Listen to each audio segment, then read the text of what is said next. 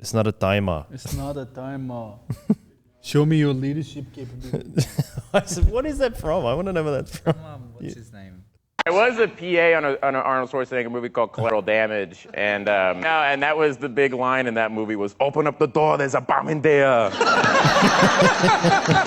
first time I met him, I go, he comes up to me and he had a cigar in his mouth and he goes, "What is Jeff and Peter?" That's his hair and makeup guys. Yeah.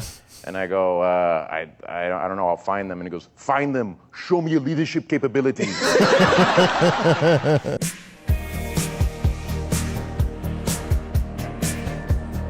Welcome back, everyone, to the Chip Lunch podcast, and it is part 2. Yeah. Of we're back in the womb chairs. Yeah, second week in a row in the hot seat. In this lovely cocoon. Yeah. Or did we just change clothes halfway through? You'll never know. I can't remember what shirt I was wearing last week, so I might have been wearing a white shirt. No, it was like well, you edited it, so you might remember it. It was like black or grey or something. Okay. I thought when you said swap clothes, like you and I swapped clothes. Like we record in these clothes and then the next episode swap. I always get confused on Great British Bake Off, which is showing one of my guilty pleasures that I like to watch with Beck. It's an excellent show. Really? But they talk about it being over the course of a weekend. So they say, the next day. But then they're always wearing the same clothes. So it's not the next day. Well, like, I don't understand how the time works. Can you tell me why they're in a tent, though? Because it's, I don't know. Why, like, I find it's meant to be. I don't know. Well, it's the thing that I always complain about is like, they're always saying they don't have enough fridge space or oven space. And I'm like, just give them more. But then it's meant to be an amateur baking competition. Like, You're meant to just have a regular oven and a regular fridge. So I guess it's kind of like that, like regular outdoor. But yeah, every time it's like, record heat wave in England. It's chocolate week, it's and melting. they're just like, every time. So I don't know, but it is a great show. It's very, I like the creativity, but also it's like non-confrontational, which is sometimes good when you just want to chill out a bit. They are the more, if you're going to watch reality TV, I think they are the more preferable ones. Yeah. My favourite are the fashion ones. Oh, watch Project Runway. I was about to say Project Runway or... what's the one on Amazon now, which has the two people, like has Heidi Klum and Tim Gunn from Project Runway, but Amazon obviously had more money. Ah, okay. And everyone, like if you win the Amazon one, making the cut, that's what it's called. If you win the Amazon one, like Arena on Project Runway would give you like $100,000 to start your own company. At Amazon, they give you $1 million. $1 million. Yeah. Wow. I like the finding the middle bit in reality TV. I can't deal with too sappy, but I also just can't deal with so much conflict that it's just like driving you crazy. Yeah. Like I need a sweet spot. I can't deal with the ones that are too off either end. Well, I like also that they're like people genuinely have skill. Yeah. In the absolutely. TV. Like making the cut. They're like, they're actually designers. Yeah. And I think that's why everyone loved the first like bits of Survivor. Like the original Survivor series were really good because of that. Like people were trying to figure out how to play it. It's more of like forming an alliance. Well, like, but before it all became like very, like you kind of knew what was going to happen. Yeah. I enjoyed, but yeah, I enjoy those. But I think, I don't know. My favorite part of Survivor is when they do the snuff out your torch thing. Oh, yeah. It's like Try bespoken. I mean, how many seasons of Survivor have they had now? Oh, there'd be 1 million, wouldn't there? Like 1 million? 1 million. That's quite a lot. 1 million. Hang on. No. This is what the people need to know. Well, we're giving the people what they want. Yeah. My hot chip preference hasn't changed since last week. Oh, good. Just in case you were wondering. Imagine if it did that. Just to keep us on topic. Oh, yeah. Like, I had a wild week. There's a reason it's a part 2 this week. We'll spend another hour talking about just your hot chip preference changing. Like, I had an eye-opening. I had, like, Saul on the road to Damascus hot chip moment. I saw the light. Jesus spoke to me on the road to college or something. It says there's at least 20. Yeah. That's a lot. It should depend if there's American Survivor one. Season 46. So it's more than that. Wow. That's crazy. I guess it depends. Like, there's all the spin-off, like, different. Oh, is there? Like there's Australian Survivor, and I'm assuming if there's Australian Survivor, there's probably a bunch of other countries that do Survivor as well. This is saying I'm on IMDb now. Season 46 premieres on the 28th of February. That's wild. 46. That's me. And Jeff looks just almost the same. Yeah. I think he's had a bit of work done on his hair. But apart from that, he's going strong. He's going strong. There you go. Well, we're in your part 2. Yes. Part 2 of your epic. Of This Is Your Life. You imagine if we did that, we just filmed a thing like... I just want you to have the big book or whatever they used to have. And they supposedly always trick them into, they're like, oh, come to a... Oh, yeah. Just come to a dinner, and they're like, this is your life. And I'm like, but aren't they in a TV studio? Yeah. How often do you go out to dinner in a TV studio? Me all the time. Yeah, I'm such a star, But whining and dining. Yeah, I'm always eating in a TV studio because of all the things that I film. Yeah, it's kind of weird to do a part 2 and try and figure out where we were up to last time, but there might be a crossover. Who knows? It's kind of like, yes, I did edit it, but also I didn't listen to all of it. So I got to remember. And then like people that are listening or watching and be like, oh, they talked about that before. Like last week they spoke about that. Yeah. Well, you can tell we didn't record them on the same day then. Yeah, that's right. We've had a week to like really think deeply about what we were going to say. Let it really sink in. Yeah. Really absorb. And not just forget whatever we said. I think we said before, like when we do the podcast, people are like, oh, when you talked about that, I'm like, what? Yeah, heaps. So many people are like, oh, I really enjoyed that. I'm like, oh, I said that online. People at church are like, oh, like it was cool how you said that. And I'm like, I don't even remember saying that. But they think they've had a conversation with you about I think that's more you because I'm not on as much, whereas I feel like that would happen more with you because you're on lots of all the medias. You are the face of Survival, the face and the mouthpiece. And what a face. What a face it is. Not just the face for radio. People always say yeah. Oh, man. So I believe we left off in the last episode, or finished up in the last episode. You were just finishing up uni. Yes, yeah. And you actually said something, and I wrote it down. Ooh. Oh, hang on. I wrote it down. You said, you've never known what you wanted to do in your life, and this is another time. Yeah. Like that. Yeah. So, but then you obviously moved on to doing something. Well, yeah, I remember the big milestone of finishing high school and then finishing uni. I just remember being like, having no idea. Like I have no idea about what's next. Is that what yeah, or just like not really. You have those people who are like in primary school. They're like, I want to be a teacher, or I want to be, or I want to get into blah. Like I've never had that. Like I think, like music was probably the closest thing I had to that, but I never really. I don't know. Like that was always something I did because I loved it, and I think I didn't really associate with that with a job either. Like creative things, I think I wasn't really thinking that I would ever make a living out of it. So, and you didn't want to? You just I think I didn't. I think that was probably part of the fact that I didn't end up enjoying design as much was just because I found that when you're getting paid to do creative things, you're not actually, a lot of the time you're not actually being very creative. You're just getting told by someone who wants to do something what to do. And then, that's like a whole different thing. But like... So you kind of saw like that artistic pursuit of more an expression of something rather than... Yeah, I think I just knew, like, I know... I've been playing guitar for 14 years now, 14, 15 years, something like that. And I know hundreds of guitar players that are better than me personally, let alone on the internet or in the albums or in like the world. Like, so I think I never really considered it as like, well, like, I don't know, like there's a famous thing in, saying in Nashville, because that's where a lot of the session musicians live now in the US. And they say like the barista who's serving you coffee is probably a better musician than you.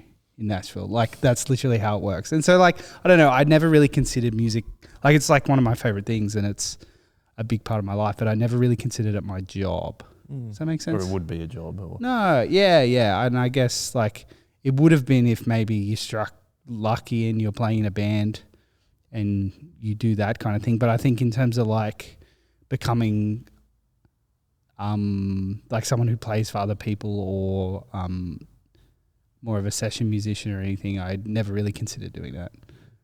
Was that partly because, like you said last episode, there was lots of things about the music scene you didn't enjoy? Yeah, I would say that. And just as well, it's just like so competitive. Like it's insanely competitive. Like, and I feel like, yeah, they're like, it's one of those things where like if you go down that path, you either like are super talented and strike it lucky, or you become a music teacher. And I didn't want to be a music teacher. And like that's the same thing happens with lots of people who are maybe into drama or into dancing. Like I feel like there's only a couple of avenues for consistent income there. And I think I don't know, I think I always knew that I wanted, I don't know, I think I just wanted something more consistent. But yeah, so I finished high school and I wasn't really sure what I was going to do. And then I ended up picking from the uni degrees that got offered to me. So I just did graphic design. And like, yeah, again, I really enjoy design. I enjoy art. I enjoy getting to create things. I think I can really tell mental health wise when I haven't been creative for a while. Oh, see, that's what I was saying. Like it's a very big outlet. Yeah. And it doesn't even necessarily need to be something that ever turns into anything. It's just like, I think like we did a portrait painting at late night last week. Yeah. We painted Fox's mullet. And there's a couple of beautiful examples hanging around the church if you're at the factory at Kirrawee. And I think even when I sit down and do something like that, I'm like, oh, I miss this. Like so I've always grown up drawing and playing music and stuff. And so like, yeah, I think it's just been a big part of my life and it's something that God has made it something very special in my life that I think he has given me to help me, just survive. Like I think it's something that I find really rewarding and having that output and being creative and doing that kind of stuff. And so, but then I also found that graphic design is actually just executing someone else's vision. It's the same as being a builder compared to an architect, I think. Or, you know what I mean? Like, and that's probably a bad example because I don't know enough about building or architecture. Working in the building industry. I think it's the difference between an architect and an engineer. Is that a better, like... No, I think your original one between the architect and the builder. Builders get really annoyed at the architect because the architect's like, you could just make this wonderful over here and you could do all these things. And the builder's like, that's going to cost lots of money because it's really hard to put together. Yeah. And so like, I think I enjoyed aspects of it, but I didn't enjoy other aspects. It was also just the way that it was taught at Wollongong wasn't super helpful. It was very focused on the creative part and not very focused on the actually learning how to use the tools that you're going to have to use. And so that wasn't super helpful. But yeah, I just remember finishing uni and being like, I knew I didn't want to do graphic design even in my last year, but I just kind of like finished it because I was so close to finishing it. Like, so I was like, I'm not really sure what I was going to do. And so I just kind of like started doing a bit of odds and ends and going for a few design jobs and like doing some freelance stuff.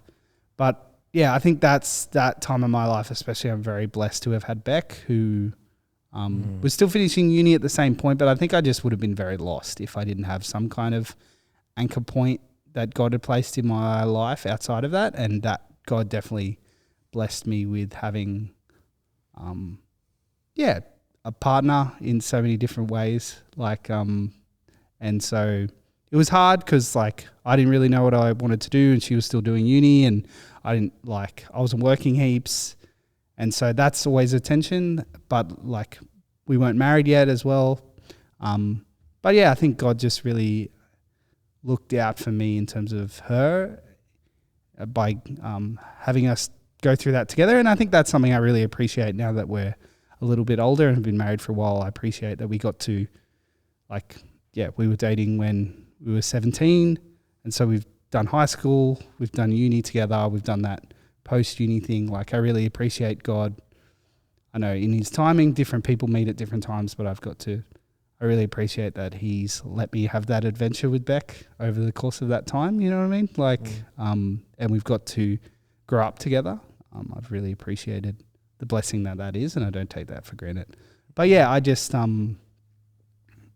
Beck was a massive support during that time, and so I was a bit lost and I wasn't really sure what I was going to do. And we briefly mentioned Berea at the end of the last podcast, and I think that was a big turning point in my life. So I actually got a job working at before and after school care through one of Beck's friends who was working there, who was like, hey, you should come do this, which actually turned out to be really cool because there was a bunch of people from church that worked there. Yeah. And so I was working with Tracy, who you've had on. I was working with Ethan, who I think we've had on. I was just a couple of times. Tyson, McCall as well. And that was kind of the core that when I started, and obviously more people came in after that. Gemma worked there. Michelle was already there as well, from church, right? Who was awesome. And then, there was a few other people who came in later, but I think it was something that I was like, I'm just going to do this for a while to figure out what I wanted to do. It was kind of like a stop saver. And in my head, I was kind of like, I can work in the morning, in the afternoon, do some freelance stuff in the middle. Like, that'll work out really well. And I think, in God's timing, he just gave me that opportunity, which worked out really well. Again, that job paid for my engagement ring. That job paid for my wedding. And it also, I think, really, really helpfully just helped me to upskill in a bunch of different ways that were really tangibly able to be brought across to youth and church in terms of like running games and like keeping attention and communicating to a large group who don't necessarily want to be communicated to, and like having conversations with younger, I almost said crew, but like just having conversations with kids who aren't, who are just like trying to figure life out, and the biggest thing that happened to them today was school. And like I really, really appreciate it. I actually really loved that. But I think I also noticed the difference between, say, that kind of environment and a church environment where you're going for intergenerational approach. Like, it's so funny just being like, well, we're all friends, and they're like, no, we're not. And you're like, well, I guess you're not. Like, I guess you have no reason to be. So. like it's not like youth where you're like, well, if we're Christians, like we kind of we're united in Christ and blah, blah, blah. It's like, no, actually, like I'm not friends with that person, and I actually hate them, and there's actually no reason for me to like them other than like school pride or like whatever. I don't know. It was interesting. But so I was working at before and after school care, and I think God just grew me massively during that time, in relationship and in, just very tangible skills. And I loved it. I would recommend that job if anyone's at uni and wants a job like doing that kind of stuff. So fun, like so much fun. The other bonus was it was Ethan and I working together for the first time, which was really, really fun. And we just gelled really well, and we would often be outside together. And so it was really fun to come up with, I think we're both pretty creative people, and we like bouncing ideas off each other. So we'd always be bouncing ideas off each other, coming up with new games, testing games during the week to see if they would work on a Friday. And then obviously he's just an awesome personality and extrovert. And so you can imagine how much kids loved working with him. So it was just a really fun, lovely environment. And then you had people like Tracy and Michelle who were very gifted in their presence and being older and how to communicate, and also just craft and all these amazing things that they would come up with. I think it was a really creative and fun environment that I really, really enjoyed. And I think I might have ended up staying there for a bit longer, but I think COVID just completely turned that working environment on its head. I'm sure anyone that was involved in teaching during that period would, and I no means was involved in teaching. I never had to teach kids anything. I was just looking after them. I do not say that I had like all the respect to teachers, because that period just sucked. It just sucked. It was like the crew who were coming before and after school were the crew whose parents had to work and weren't working at home and couldn't have them at home. And so it just felt a bit like it kind of took a shift and felt a little bit like prison, I think, like for the kids. Does that make sense? Like it was like all my friends in inverted commas are at home and my parents have to go to work, so I have to be at school. The environment's very different. The environment was very different, and there was all these regulations and you couldn't do this and you couldn't do that. And like they kept being like, oh, we're going to shut soon and we're going to think. I guess I skipped over something. So I started as a casual. I did that for a while.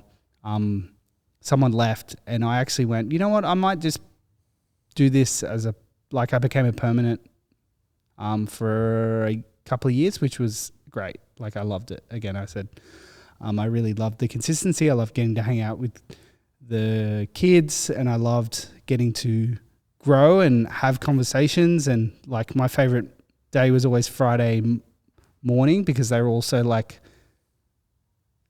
tired from the week, but they weren't overtired yet. They were just like kind of chill on a Friday morning. And this is the last day of the week. Yeah, and I just loved it. Whereas Friday afternoon sucked. They were overtired and crazy and just sick of being there. But like Friday morning was excellent.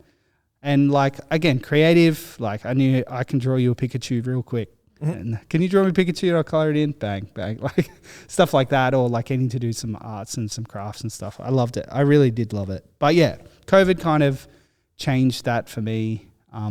And I was having a lot less fun, a lot more rules.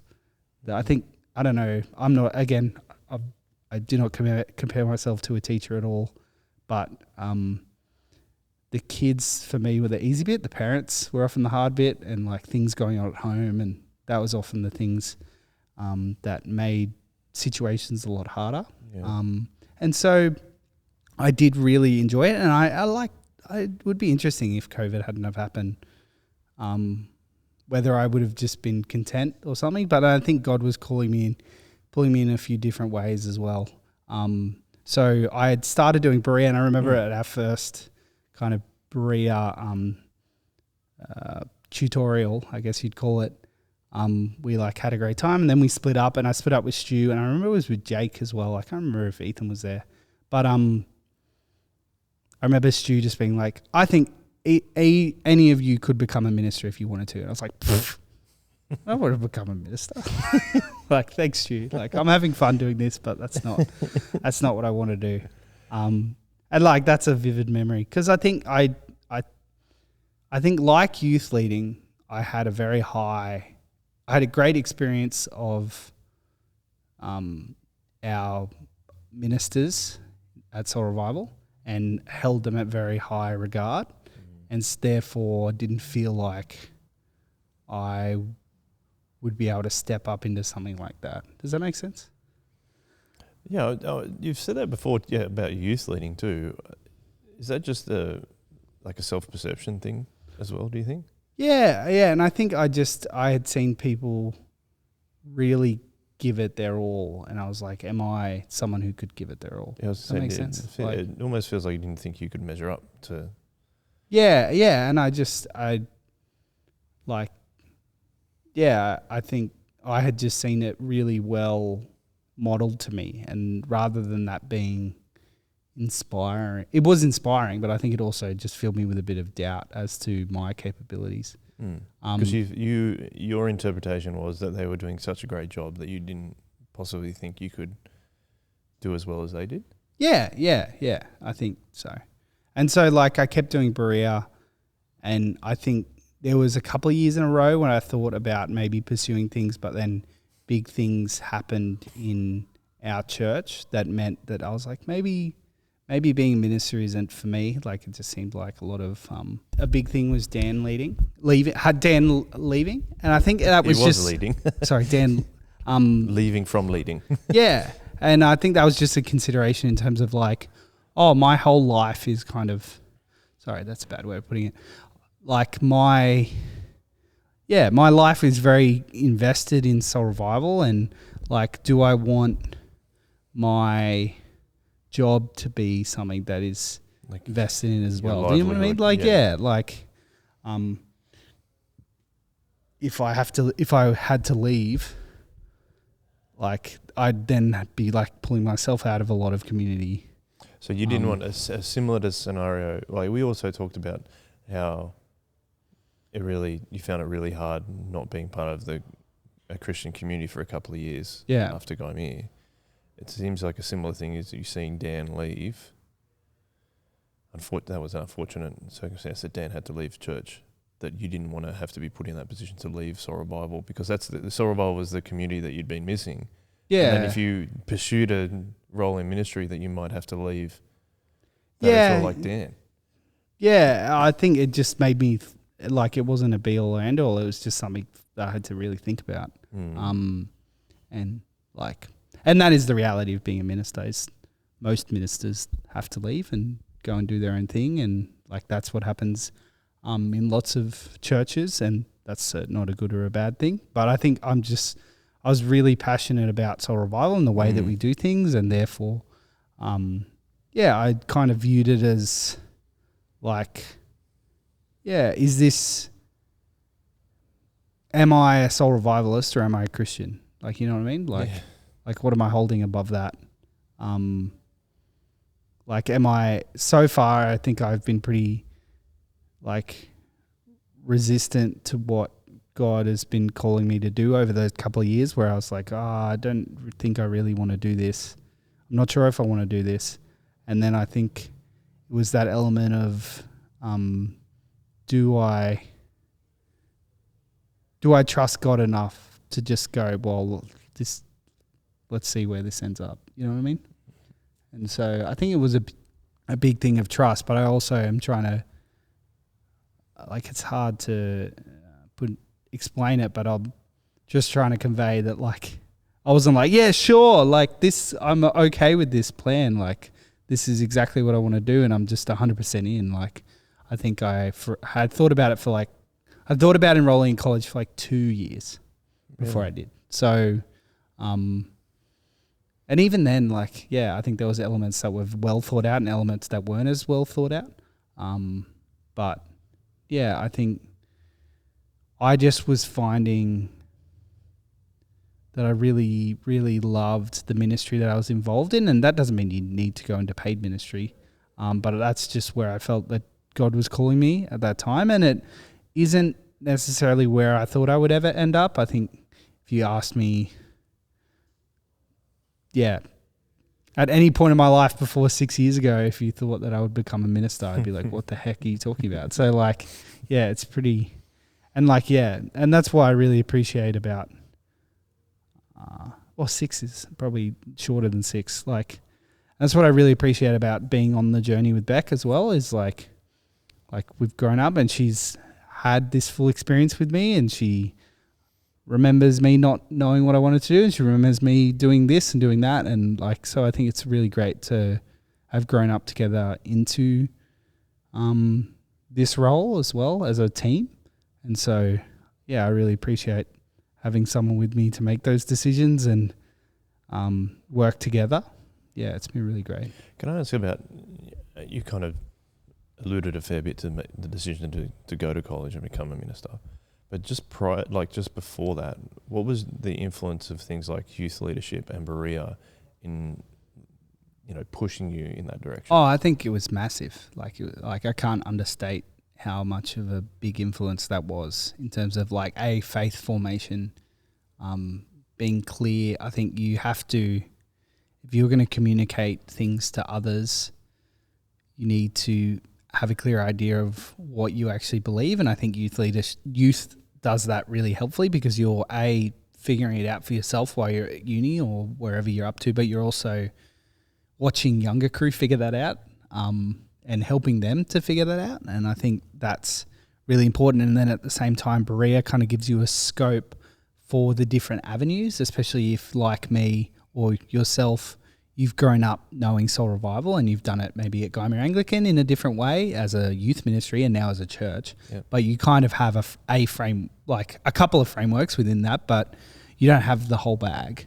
or maybe you've gone a bit, like I visited a lot of churches and things like through being a Christian, and that's really cool. But yeah, I think Berea gives you kind of a bunch of different lenses that they might not be lenses that you actually necessarily believe or are passionate about, but they gives you that perspective that you can look into and maybe identify where people are coming from in different things. And not that those are different, or those are bad because they're different. Some of them are good and helpful. I think it just helps you figure out that wider range. And I really, really love Berea, and I also loved that we kind of did it in a cohort. So I was with Katie and Ethan and Jake and Gemma. And so, like, they're some of my best friends in the world, and it's really lovely to have gone through Berea with them and youth lead and now youth coordinate with them as well. Like, yeah, I think Berea gives you a lot of gifts in terms of introspection, your own relationship with God, thinking about things wider and strategy and denomination-wise, and thinking about why that people do the things that they do, or implement the strategies that they implement. But it also gives you a group, a cohort to do that with. And discuss it with. Yeah, exactly. Yeah, which is a really big, fun blessing. And like, I love getting to go back and sit in the tutorials when I can now and have fun and hang out, because it's great. I loved the ones where we talked about music and like getting to see, like, because Stu's obviously very passionate about music as well, and like, yeah, sitting in a room with a bunch of people who hadn't heard like Losing My Religion by R.E.M. or like Smells Like Teen Spirit by Nirvana, and not automatically knowing all the words and stuff there. I loved that. I loved, because it's like, again, like growing up listening to a lot of that kind of music. Yeah, it was really fun. But yeah, Berea was massive. Youth leadership was massive. And I think I also was seeing that those were the things in my life that I really, really looked forward to, and I really, really was investing in, and that was kind of another pointer to paid ministry, because it was like, like all I'm thinking about all week, when Ethan and I are just throwing stuff around at GPAC, we're thinking about youth, we're thinking about church, we're thinking about late night, we're thinking about what we can do for this, about what we can do for that. And like, I loved that. It was really, really fun. And that also, during that time at GPAC in the first lockdown, was when Ethan and I kind of took over helping facilitate the Friday gathering online. And that was when we had all the crazy creative ideas for doing the first lockdown Friday gathering. We're doing the gathering in the car. We're doing the gathering as Lego. We're doing the gathering as like there's a construction there's the construction workers. We're doing the gathering there was heaps of people and effort and time, like Eli, the Lego one, and Courtney and James helping with the construction one, and like Matt and Kim coming in and playing music for a lot. Like, there was more than just, there was such a bigger team helping those things happen. But also just like, I think the creativity and the spark that we had working with each other and then figuring out, that was like, wow, this is really, really, really rewarding and fun, but also glorifying, and hopefully bringing joy and helping people connect to church in a really hard time. But I think that was definitely like a big moment in terms of like the teamwork and the partnership that Ethan and I have, and has continued into ministry, like formal ministry at Soul Revival, but also started with GPAC and just being youth leaders together and being friends, and him being in youth while I was a leader. Yeah, like, I think that really pushed me in that direction, and it was just super fun. Like, I don't know, like, yeah, if you haven't seen the Lego one, like, it's super funny, but also like, yeah, I just loved that a bunch of those things brought a lot of, like, your kids at the time weren't even Fuse age, but they still watched that. They always asked that. I remember during COVID, they're like, we're watching this on Friday. Can we watch Friday Gathering? Yeah. And so it was really fun to get to do something like that, something super creative and fun. And I think that has expanded into a bunch of different things, and it led to, I'd say that was like a build up to what we did in the second lockdown with Week Away. I'm doing the Jonah series and like kind of putting that together in no time at all. Stu writing the sermons, putting that together. Sarah doing the artwork. Sarah and Cassie. Cassie did the Jonah. Cassie did the Jonah artwork, and then Sarah doing the later artworks with Daniel doing the 3D printing and stuff. Like, I think it was different second lockdown. It was more. It obviously was longer, and we had to put more things together. But like, was it longer? I don't even know. It's such a weird blur of a time, isn't it? I think it was a bit longer, the second one. Yeah, but yeah, like at least church was shut for longer. How about I say that? The creativity that went into that, and I think that's really sparked a bunch of this digital stuff as well. Like starting Chip Lunch during lockdown. Yep. I really loved getting to work in that team, and I think that me too really solidified us. Like, it's one of the best times of my life. Yeah, like I just remember being, like, and it's. I think it's only so positive because the rest of the week was so like, oh, I can't meet up with this and everything's online at Zoom. Whereas like Friday was like everything was building to like trying to be creative, trying to love the church and what we're doing. How can we get people to engage? How can we make people still feel connected? How can we do it in a way that is like Soul Revival is long-term, low-key, relational. How do you do that when you can't see each other? Like, yeah. I think that was really, I really cherished getting to hang out with our whole team and also the people that did things and popped in. And like, we had so many great memories on the Friday gathering stream as well. Like, yeah, like after, because just if anyone didn't know, Fridays were huge because we would do basically that second lockdown, we would do 4 podcasts. So we'd do, I think we would record a Shockazorba in the morning, then do the 2 gatherings. So the Saturday and Sunday gathering kind of broadcasts. Yeah. And then we would record a Chip Lunch at the end of the day. Yeah. And then Ethan and I would kick on to run youth group from online on there. So I remember, it was about 7 till 11 or 12 every Friday. That whole day, yeah. And it was, my memories of it are like super fun and super exciting, but also lying, like, if you know the stage at Curawee, like after we'd finally packed up everything for the end of the day and it'd be almost midnight, Ethan and I just lying on the stage, just looking at the ceiling, just like, but yeah, it was really, really fun. And Discord, like, I know, like the kids who would doing school online, like it was a massive effort to be on Discord on a Friday night after being on school and like things, but so many funny, silly memories for the crew that hung out, like just so funny. And also like, just like doing story time with Kim, like every week she would do 5 minutes of Narnia and just like read. With Adri, right? Yeah, and there's like video of like Adri just like spewing, vomiting on everywhere. Like, it's just like so many good, like I think good memories over that point. And like there was massively hard things, and COVID freaking sucked. And like again, like working at GPAC during the first lockdown like sucked in terms of just like the vibes in that environment and trying to get kids excited about things. Like it was really hard, and like I'm so thankful I'm not a teacher during that period or anyone who was working in a hospital or anything. That would have been insane, like absolutely insane. But I think God just really used that time to really solidify my faith, but also be like, like you can use your creativity to really help a church, and it's more than just your guitar playing. It's more than just music. It's like coming up with ideas. It's thinking about how you can love the community around you. It's thinking about how to make this gathering more engaging. It's thinking about how to get young crew involved. Like I think a lot of our job is problem solving, like. And I really enjoy that.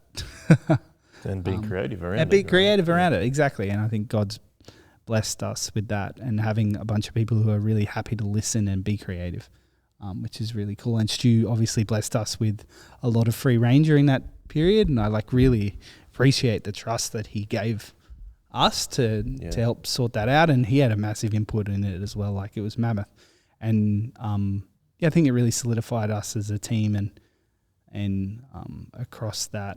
And I just appreciate the friendships that grew out of like the extended time during that period, and Karen was also amazing and has been an amazing part of helping me grow as a minister. I really appreciated her input and the way that she communicated, and I think we just have a really great team at Soul Revival, paid and unpaid. I like to reflect that I had, like, I think the reason why I'm so passionate about the intergenerational and the Soul Revival approach is, like, I grew up without Christian parents. I didn't have a lot of guidance in a lot of things of faith, but I think God really put a bunch of people around me that did do that.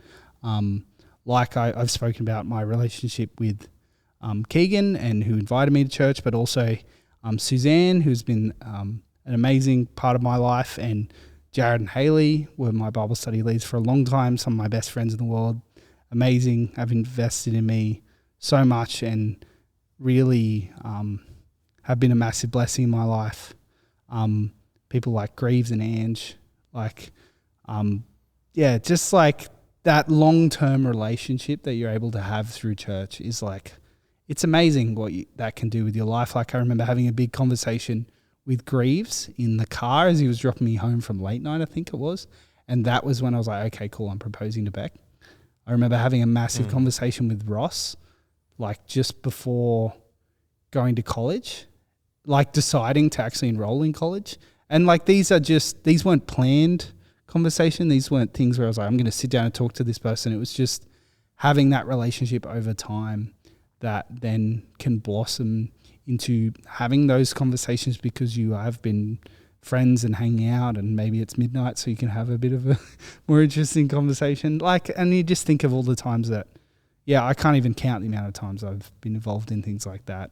Yeah. Like, you like that conversation with, and I think also Stu having a big belief in, like, he is someone who really sees the best in people, and I think sees potential that people don't necessarily see in themselves, but also like really invests in helping people figure that out. And like, he's been a massive part of my life.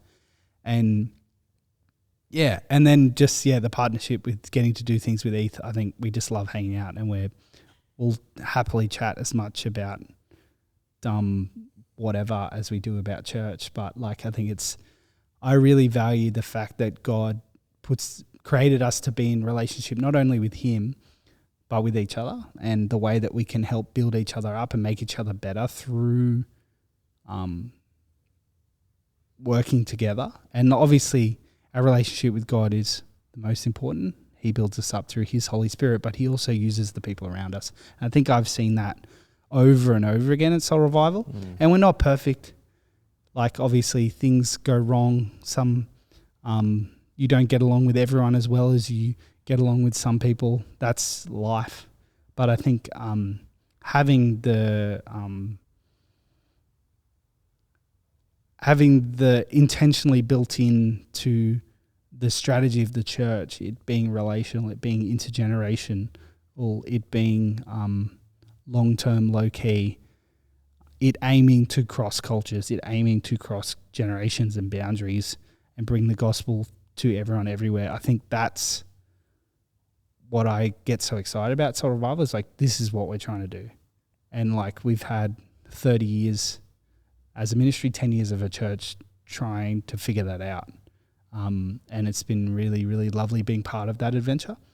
So I haven't even got to college yet, really, but like, I think that was a massive part of my life. But all those that things start added up. It sounds like I do want to do this. Yeah. And like, college, I had a weird kind of introduction to college, it being like the whole of my second semester of first year was online. Like, so that was a big change. I think I do find it funny, and the reason why I talk about like kind of running away a little bit from wanting to go to college is like, one of the things I would say when I wasn't really sure what I wanted to do was like, I don't know what I want to do, but I know that I never want to study again.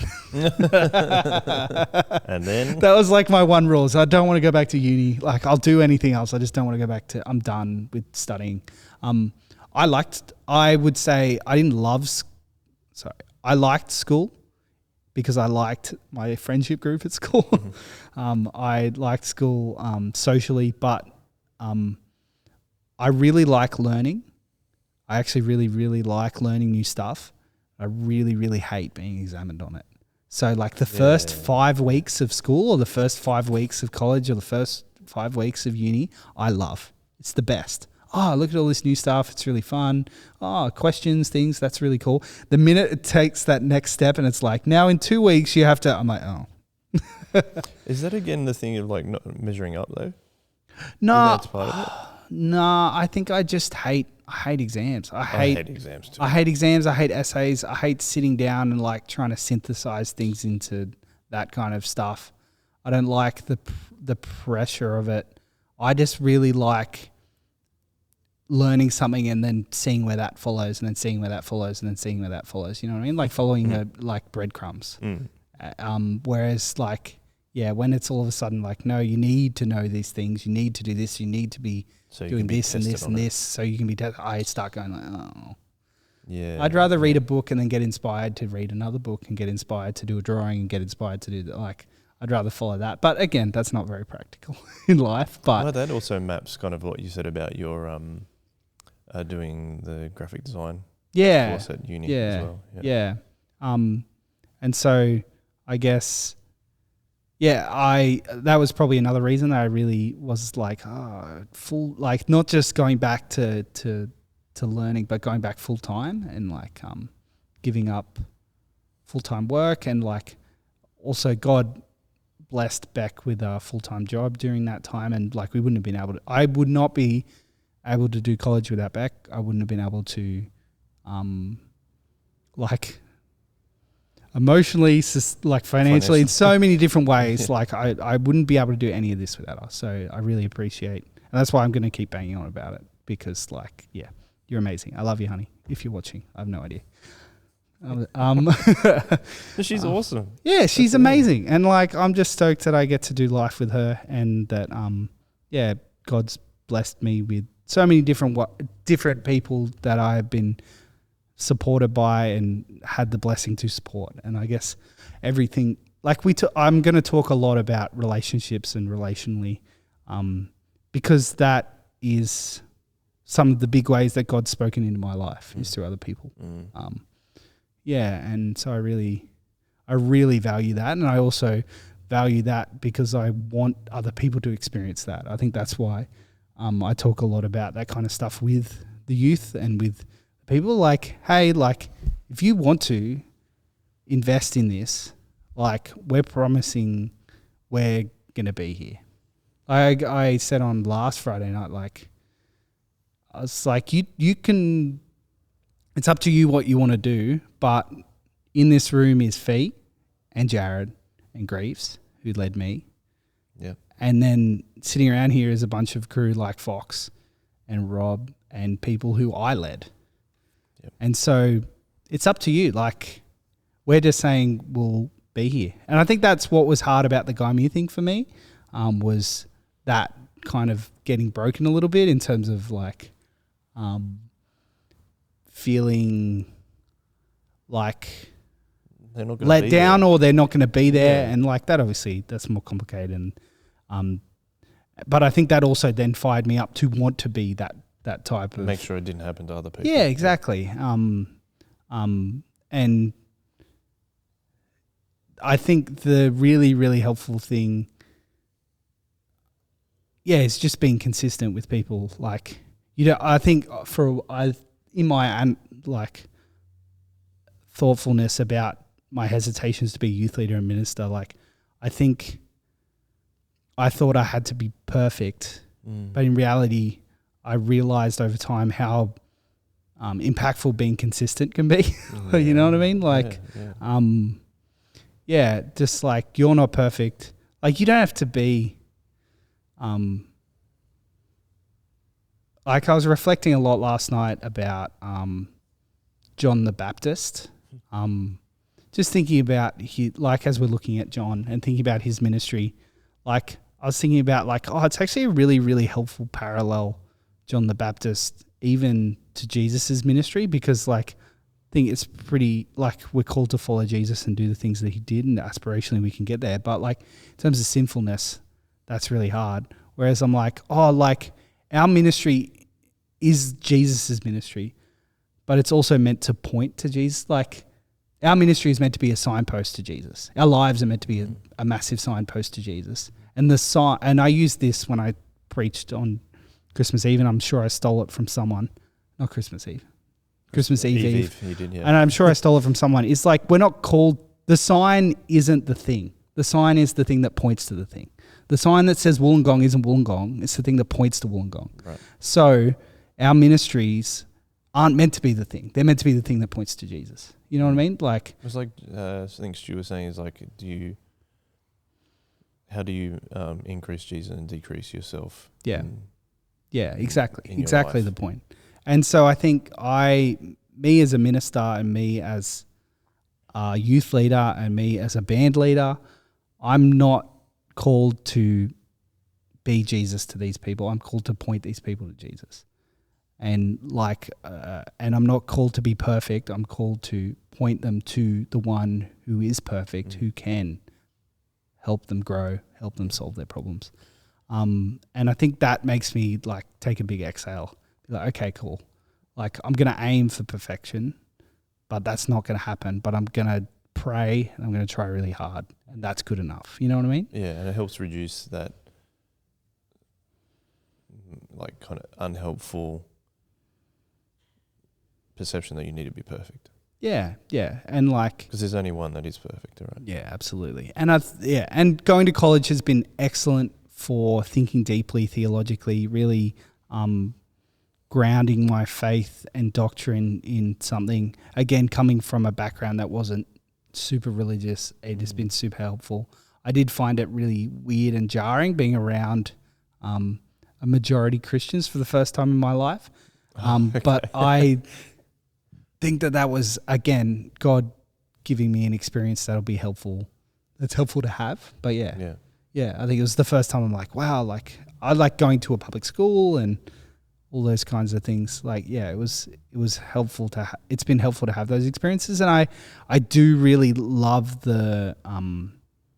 I have loved learning, and I do see the massive fruits of the deep study that I've been able to do, and I see the massive blessing that God's been able to put that time aside, and the massive burden that's put on the people around me, and how they've supported me has been humongous, and I really appreciate that. But yeah, when it's, you don't feel like that when you sit down to write a 10,000 word essay.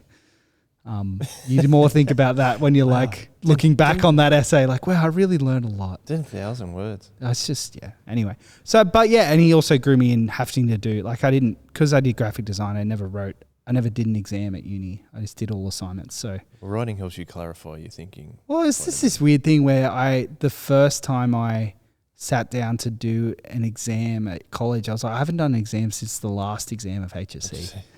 This is so weird. And like it helps you solidify things in a whole different way. But yeah, and over that time, like I think, God's blessed me and been able to serve in that a lot all through that. And I think he also grew me a lot in terms of serving in music ministry. I really appreciate now being the arts pastor here at Soul Revival. I appreciate having the experience of being, like, I was a band member, I was a band leader, I was a coordinator, all before I was the pastor in that team. And so I really appreciate having the perspective of those different views.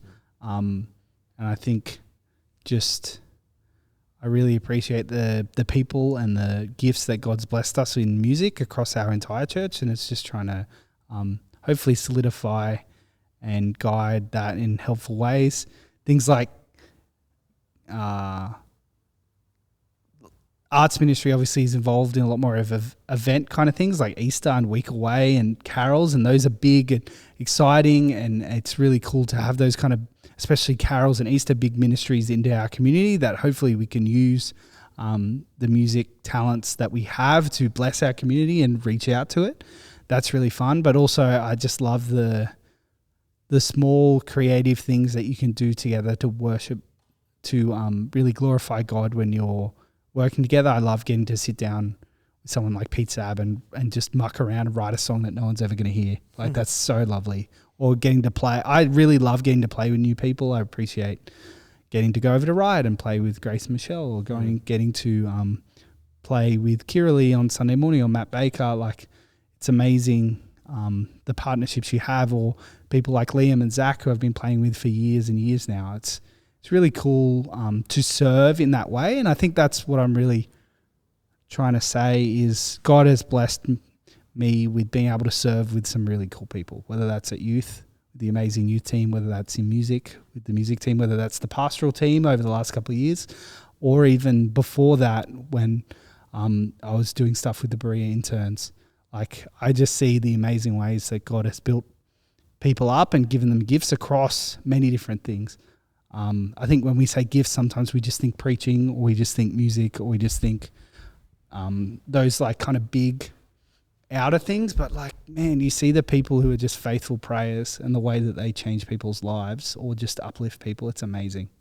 So I guess I'm just really excited about getting to work in so many different ways. I really, really love the opportunities that I've been given, and I will try and make the most of them as long as I can, you know what I mean? Like, and I love getting to work with you. I love getting to do the podcast and talking about communications, and like we're similar in a lot of ways in terms of loving sport and loving Liverpool and cultural things, and like that's awesome. But also like getting stuck into thinking about communications and design and how we can love the people around us. Because that's ultimately like, I think communications, sometimes you can think business communications, but it's like, no, how can we love the church in the way that we're going about things? How can we lovingly communicate things? How can we love them in the way of getting them informed? How can we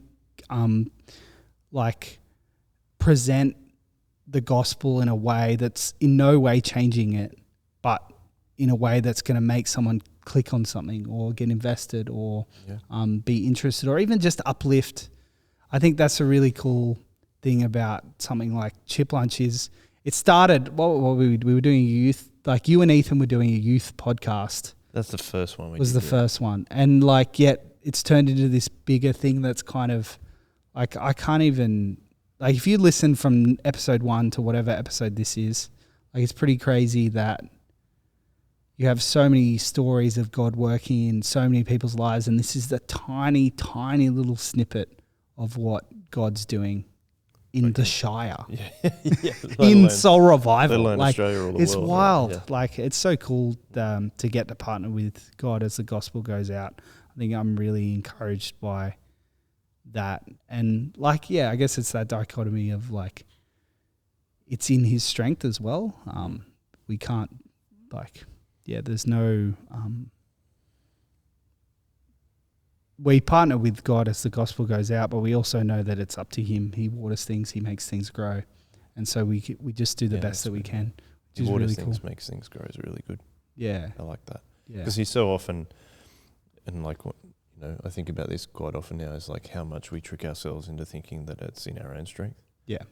Yeah. So that's why I think that something like that, comment like that is really, really important. Can I ask you, as we draw to the end of this episode, and just before I ask the final question, I just want to pick up something you said earlier, is that you said that when you were drawing Fox's mullet, that you were like, oh, I missed this. And you said that like it's, you realise that it's good, it's healthy for you, like in terms of your mental health and stuff, to just creatively draw something. Yeah.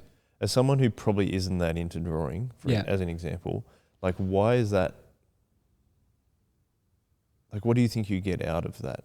Because for me, I think sometimes I'm like, well, it's not, there's probably other areas of my life that it's like this, but for me, it's like, well, that's not producing anything of any perhaps value. Like maybe that would be my initial reaction to that. Yeah. So, I mean, we touched on something like that with Dan too, of expressing like the wonder of like God's created music, and there's this emotional element to music and things like that. Yeah. Is it similar with just creatively drawing? Yeah, I think it depends. Like, lots of people get that satisfaction from lots of different things, and like, so my dad necessarily isn't a very like, he's not someone who plays music or draws or anything, but like, I think he gets a lot of satisfaction out of problem solving and doing stuff, whereas other people might get that same kind of satisfaction from mowing the lawn or getting a job. I think lots of people will have that expression in something that they do, or fishing or whatever, you know what I mean? Like, but yeah, I think for me, like, there are elements where I have that end goal where I really, really love playing music, and maybe the end goal would be writing a song, or even just practicing, like kicking a soccer ball against a wall. Maybe you just get better after a time. Like, I love playing guitar, and therefore practicing is easy because I really love doing it. And you're getting better, like you said just then. Yeah. And I've always been pretty happy. I think I'm the type of person that's pretty happy, even if it's a long-term goal. As long as I've got a goal, I'm pretty happy. Does that make sense? Like, if I have no goal, then I kind of just start doing whatever. But like, if I have a goal, any type of goal, I think I'm pretty happy to do it. But yeah, I think the creativity thing, I think it's just expressing something. I can't even describe it. Like, I just love, whether it's, I pulled up a design program while I was away. I was on holidays a couple of weeks ago, and I just like pulled up a design program, just started designing slides for the Friday gathering. Like, just, and I will probably never use them because I don't actually really like what I ended up with. But it was just the process of being creative and doing stuff with that. And I get the same thing. Like, I start noticing that I'm in a worse mood if I haven't played guitar in a couple of days. And I find it crazy. When I was younger, I was like, what? I can't believe I would ever go a couple of days without doing something like that. But it's like, life gets in the way, and essays are due and work needs to get done. And I'm sure you with kids, like, it's the same kind of thing. But I just have found that, like, I'm a much happier person when I'm having that kind of creative outlet. And that's just the way that God's wired me. And maybe that outlet for other people is not just fine art or music. It could be cleaning. It could be like writing. It could be like, there's just so many different ways people express themselves in what they do. Relax or find something. And like, I also waste too much time on YouTube and do a whole bunch of stuff like that when I could be being more creative. And that's something I reflect on constantly. But it's just the way that things are, and it's the way that God's wired me. And I really, really appreciate that I get to be creative in my job. And I think that's because I don't really view it like a job. If I viewed it like a job, I think I wouldn't enjoy it as much. B, like, I don't even know how you would do this job if you viewed it as a job. Like there's no kind of clock out. Just doesn't work like that. It's your whole life, and I think that's what allows you to invest in other people and invest in the things that you do. And again, people view things differently, and I'm not right. I'm just viewing it the way that I do. And sustained by what God has given us through those things and through relationships. I think He gives us a massive blessing in knowing our eternity is safe, and knowing that, that we can have a part to play in serving Him and helping other people know that they can be saved as well. And that's a massive privilege. And I think I'm just trying to partner with Him as He does that in so many different ways. But I really value that. And I see that you just see the people who don't have that and the way that they live their lives, and you try and speak into that as you can. Like, I've got so many relatives and family who aren't Christians yet, and hopefully that changes. But again, we'll see what God's got in store. I had absolutely no idea where I would end up to this point, so I don't know why I would why I would know what's going to happen from here. But I guess I just really, I get a lot out of just being able to be creative. And I don't draw as much as I would like to, but I play guitar a lot.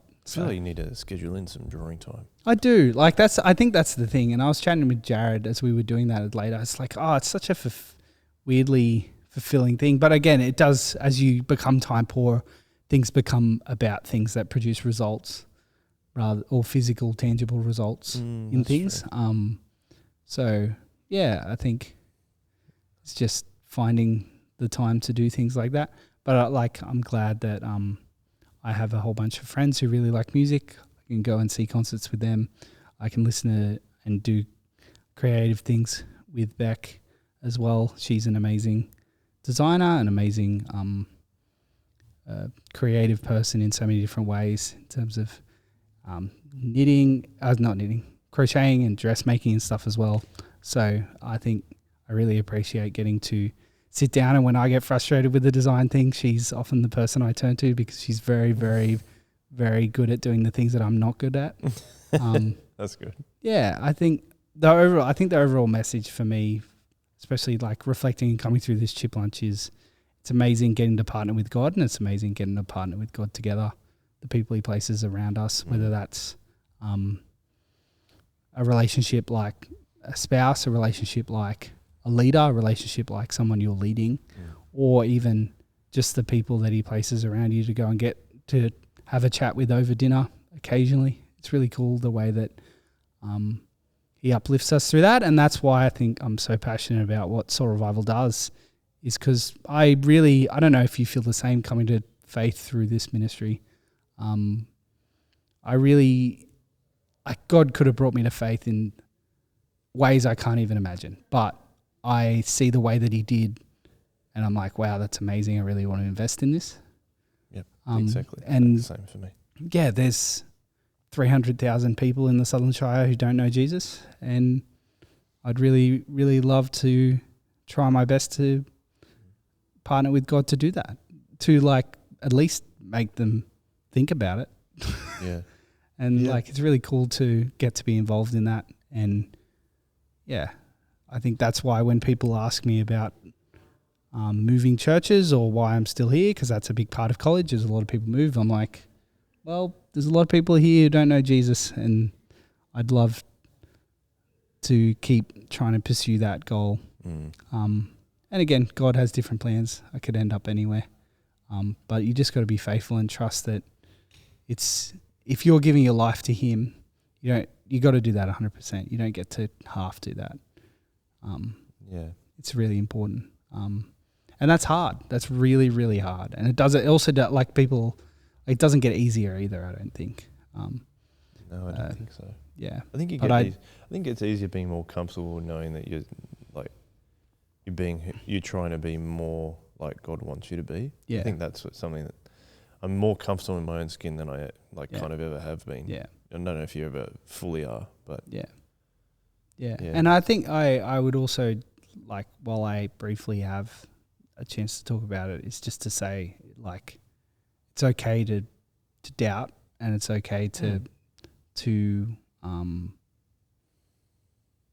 sit and figure things out, and that's part of being a Christian.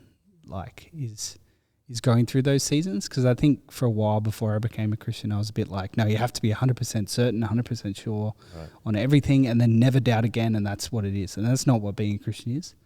I just have that recommendation that maybe if you're someone who's still trying to figure things out and think through things, that's totally okay. And if you're a Christian who's maybe having some doubts and some second thoughts and things, that's part of the journey as well. Yeah. Yeah, I was thinking you were saying that, talking about growing up in Soul Revival, and I think some of the things that I really like about our relationship is we grew up in kind of similar circumstances, like non-Christian family, coming to Soul Revival and just being like, oh, this is what I've been missing. And it was different ways. I was looking for that for a long time, I think. And yours was in a different way of like saying I'm part of this, and then it was kind of taken away from me too. Yeah. But yeah, I think, I was looking for something to invest in, and I think maybe you found yourself in something like, I want to keep investing in, like that maybe is kind of where I'm trying to draw the parallel. But the only other thing I was thinking was like talking about being creative. There's this story about like whether it's a hobby or it's a career. Is that Winston Churchill apparently he used to do all his political stuff, right? But then he would he did painting as one of his outlets, and then he also did bricklaying. So he just used to love like just figuring out how to lay bricks, and like he would build like a shed or something, and then people would have like experts, like actual bricklayers would have to come fix it. It was so bad. But it's interesting how we've been made to have those things, to do those things that kind of free our mind up, but don't really get us anything. Yeah. But the thing that we get is the freeing and better mental health stuff. Yeah. But I guess I also, sorry, I'm going on so many tangents, but like I also like to advocate that, like, I think some people see something and they try it once and they go, well, I'm obviously not talented at this. And so, and like when I picked up a guitar, I was not good for a long time. And I actually picked up a guitar left-handed the first time I picked up a guitar. My guitar teacher was like, no, that's going to be more expensive. Like, it's going to be more expensive. Like, it's like buying left-hand golf clubs. There's just less of them. I think people can go, oh, you're musically talented. And it's like, maybe, but I also put 6 hours a day for 4 years into doing something. And so, like, I think my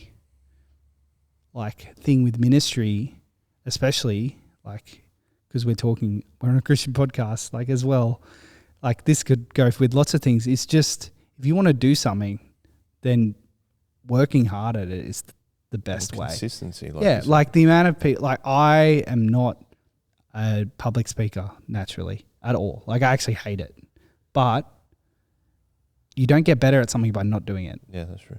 And so, the thing that I like to advocate with people is just like, if you're passionate about something, then just just keep working on it. Like the cool thing is that God does bless some people with extraordinary gifts, but he also blesses lots of us with the gift of being able to work at something. Like, you know what I mean? Like if I was sitting there, as I became a Christian and just thought I'm only going to do what I'm good at, then yeah, maybe I would have got involved in music ministry, but I probably wouldn't have got involved in youth ministry, and I definitely wouldn't be at college. Yep. Because academically is not what I love doing, but it's something I've had to work at to do to get through that. And that's the same with, I'm not a singer, but I sing at church because I know that sometimes that's what we need, and I'm going to keep working at that. And like, that's not something that comes naturally. And I think that's something I really like advocating with people is like, sometimes it might just be like, oh, I can't lead a community group. That's not something I'm good at. Or maybe, and so I just like, I'm really passionate about helping people to work at things like that, but also having the awareness for the people around them to let people have a crack and like look to help build people up who are doing that kind of thing. Like, I think it's a really cool environment we have as a church where we can do stuff like that and help people grow. I think it's easy to see someone get up and do something and assume that they were always able to do that. Like Stewie preaching, he's an amazing preacher. And I don't know what he was like when he was younger because I wasn't there. But like, I think he's gotten better over time. I agree. You know what I mean? And like the amazing things that you see people work on, I think, that's something I'm really passionate about is like just helping people work at stuff, because you don't get any better by not doing something. You know what I mean? Yeah, well, I read something, or maybe heard something on a podcast really helpful for that, is that when you see something you want to do and you therefore look at the people at the top of that. Yeah. Whatever it is, like sport, preaching, whatever career it is, anything like that.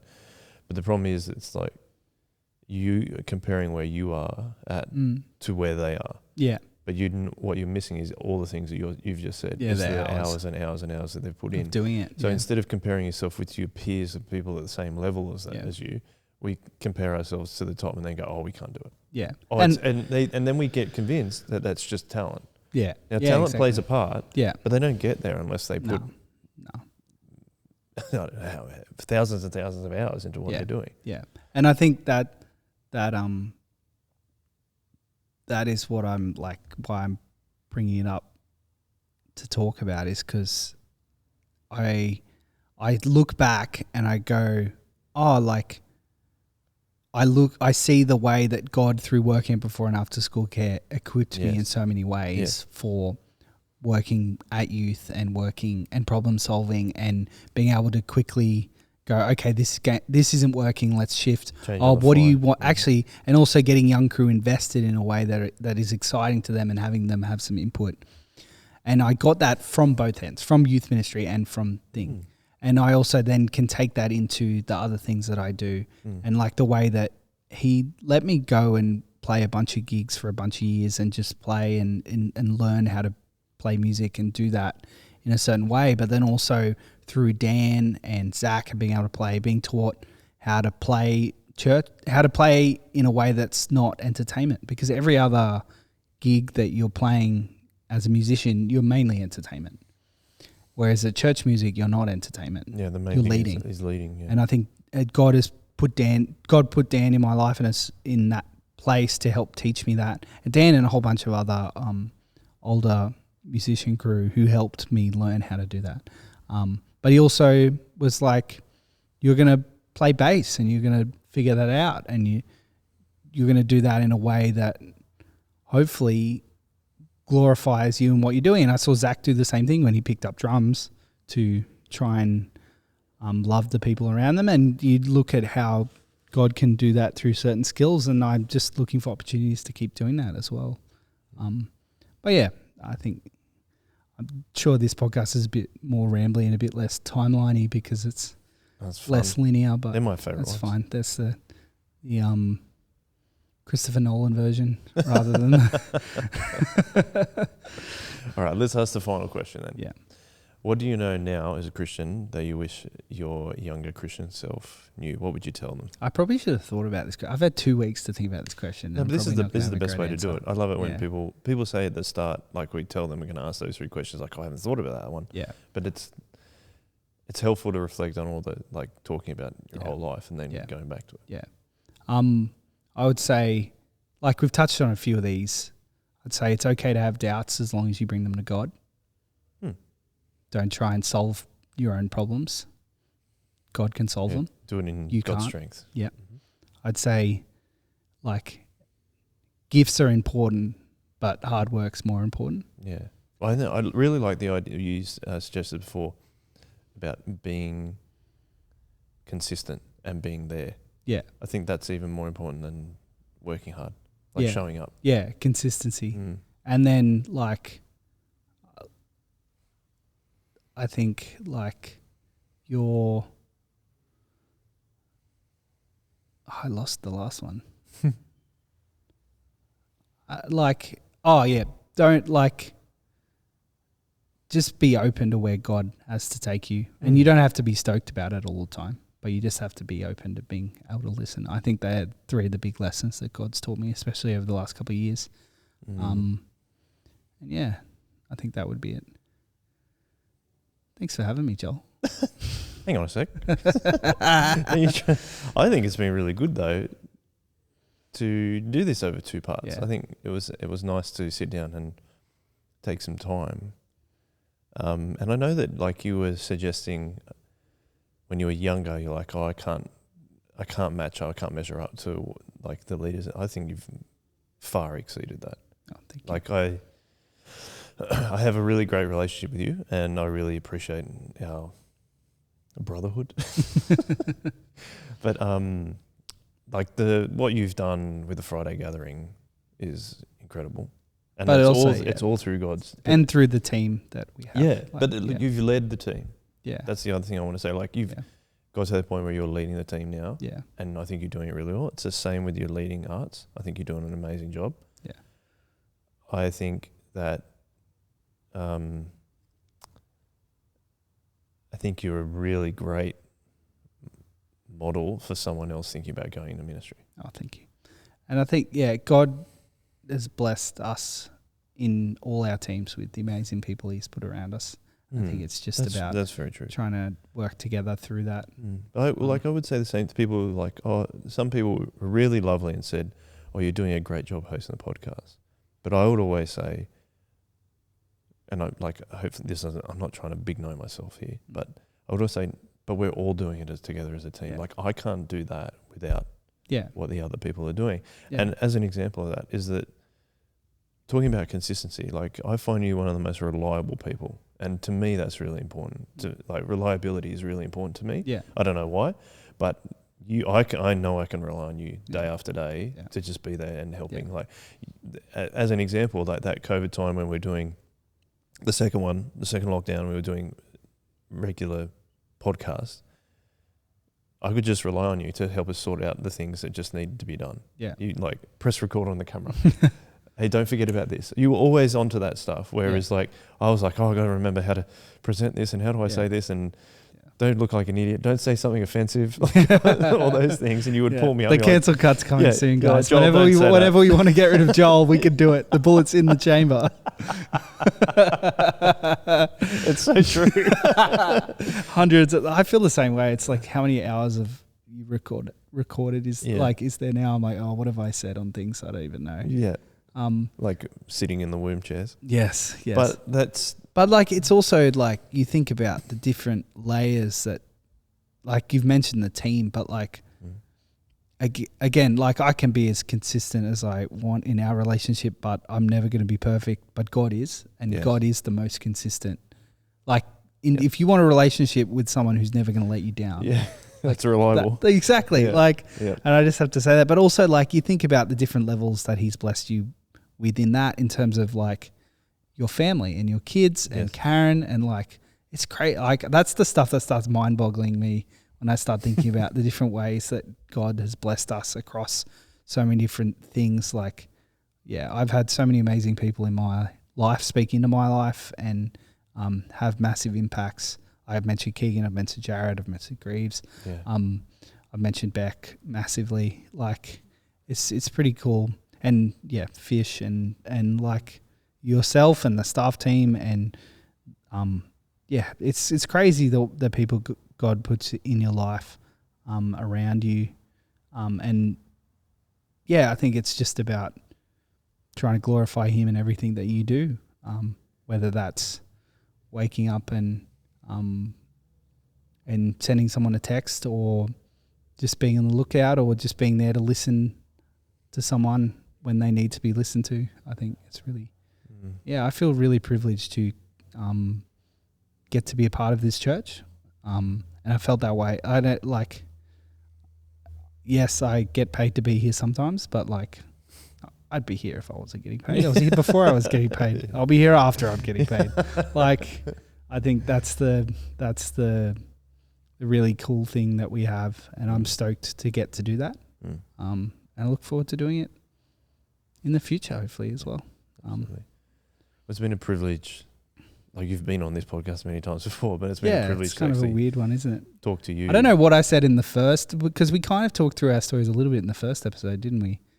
That's all right. But like though, it'd be cool to think about the reflections in contrast. Especially like Manda came on and kind of surprised. Did you? We'll have to talk to Fish at some point. Yep. And get now that he's starting college. So I think it'd be really cool. It's a cool kind of reflection, isn't it? It's lovely. I really have enjoyed what God's done through this podcast. Me too. In terms of just hearing from so many people, and that's why I love doing it. Again, I've been less consistent because I've been at college over the last couple of years. But now I get to high five with Fish. We are college buddies. Well, just like a moment in terms of doing things. But Oh, you mean like it's like tag team? Yeah, but I really appreciate your friendship, bro. You being one of the leaders there when I first rocked up to youth, and you've been a pretty consistent part of my life, especially since the COVID lockdowns, and I really appreciate getting to work with you in so many different ways. It's fun doing the more formal stuff, but sometimes the funnest stuff is the sitting around late at night just trying to solve the world's problems, which is really fun. And yeah, you're an amazing dad, an amazing husband, and it's good to just get to spend time with you. Oh, thanks, man. No problem. Yeah. I love doing this podcast with you as well. So thank you. Yeah. Yeah, I think, just in case you're wondering behind the scenes, it is a lot of fun, but also a lot of work, and Joel does a lot of work, and he's really gifted in the way that God has, equipped him to do that, and it's really special to get to see people use their gifts. Thank you. I say gifts as in hard work and consistency and all the other stuff I was talking about. But as you said, we can only get it done because we're a team. Yes, absolutely. That's the bit that I love the most. Totally. Yeah. All right. Well, thank you everyone for listening and or watching. Yeah, sorry for listening to me ramble for 2 weeks in a row. You'll have back to your regular scheduled programming next week, hopefully. Maybe. We'll see. Maybe. I don't know. Maybe. Who could it be? It could be you. Could be you. We want you. If you want to be on the podcast, please contact Joel, or you can talk to Ethan or I or church or any of the pastors, and they can put you into contact. We'd love to keep having people on. Love to hear about your walk and what's happening in your life. It's a very, very cool thing to do. Absolutely. Yeah. And also, if you don't feel like you could be on a podcast, don't worry. I don't feel like I could be on a podcast. I've been about 100 of them at this point, not including gatherings. Yeah, exactly.